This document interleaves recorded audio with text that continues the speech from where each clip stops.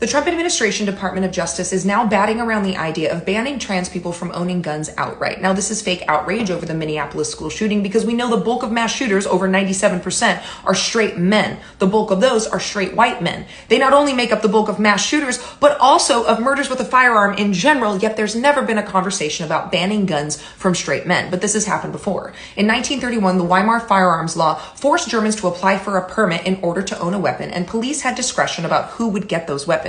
This was convenient because in 1933, when the Nazis took power, they were able to prejudicially enforce that law, preventing Jews, minorities, and political rivals from being able to get these permits. In 1935, the Nuremberg laws stripped Jews of their citizenship and made it so that they couldn't really apply for these permits for the most part anyway. The biggest changes happened in 1938, first with the German weapons law, which lowered restriction for Aryan gun ownership. It was easier to get a permit. You could get multiple permits, and outlawed Jews owning firearms. And then on November 9th happened the Night of Broken Glass, where the Nazis coordinated a citywide effort to destroy Jewish neighborhoods, Jewish businesses, and Jewish homes, pretending it was a citywide riot because of public outrage. It was not. The very next day, they passed the regulation against Jews owning weapons, which made it so that Jews could not own firearms, knives, swords, anything to defend themselves with. They could not have. And in the aftermath of the Night of Broken Glass, 30,000 Jewish men were immediately arrested and sent to camps like Dachau.